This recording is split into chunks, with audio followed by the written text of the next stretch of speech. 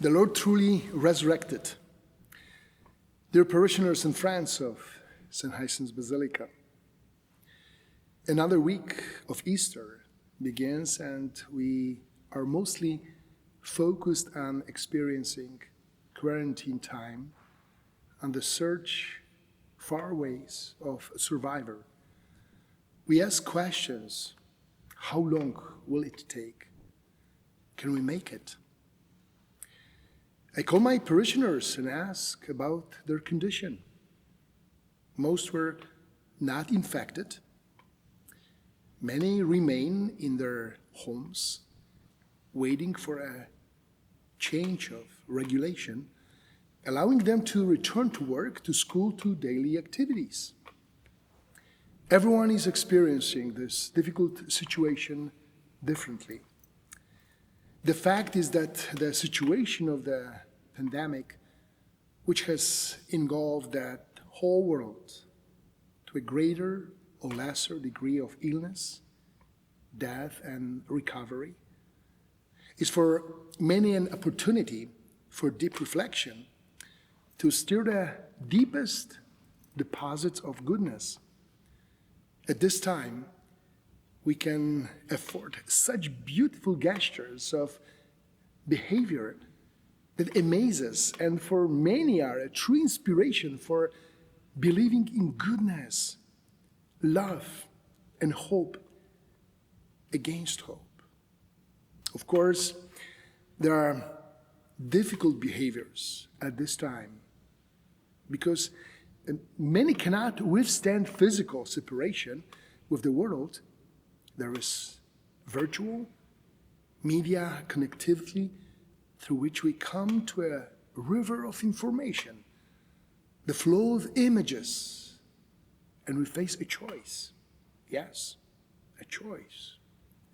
We can look at all reality without constantly accusing everybody and everyone for our situation, which is difficult to deal with.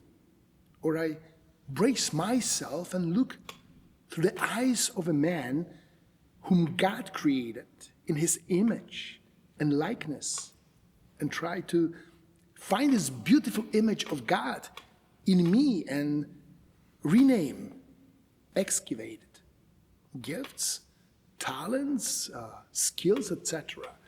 All that the Lord has invested in me.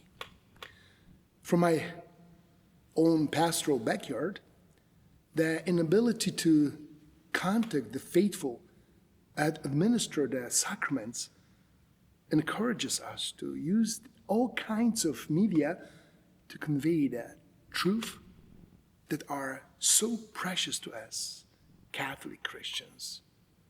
The awareness that accompanies me in that my priesthood is not a gift for me, but for believers. And it is realized fully when I fulfill it to my brothers and sisters. Does this inability of physical connected limit me today? In part, yes.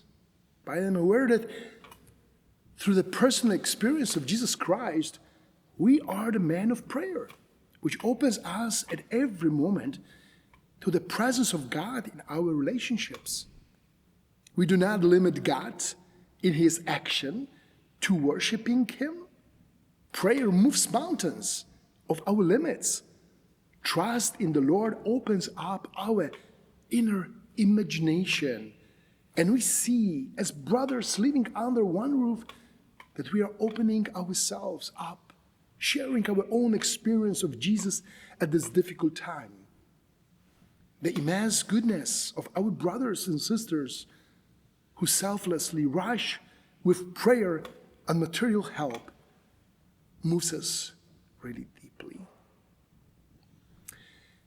Dear spouses, you have so much time at your disposal to finally see in yourself and your life partner so many beautiful, noble qualities and goodness which will not allow you to limit your life together, to accumulating material goods and struggling to have more.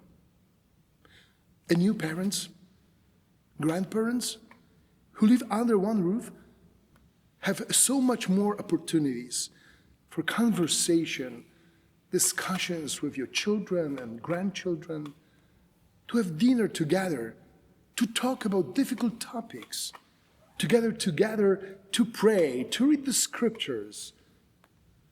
There is time for dad or mama to invite a daughter, son to simple houseworks, so that the stay at home is not wasted on watching TV or playing computer games, but on the contrary, it is an opportunity to create new, beautiful things. Dear friends, I believe that this time and its limitations that affect us will slowly end. When? I have no idea. But have faith.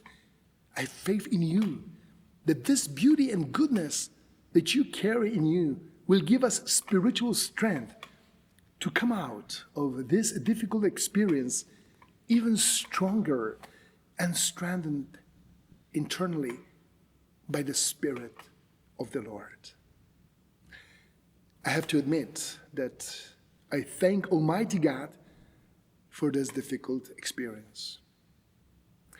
I miss each of you and look forward to the moment when we meet again to stand together at the altar of the Lord, to sing together a song or a litany to the Blessed Virgin Mary during the month of May.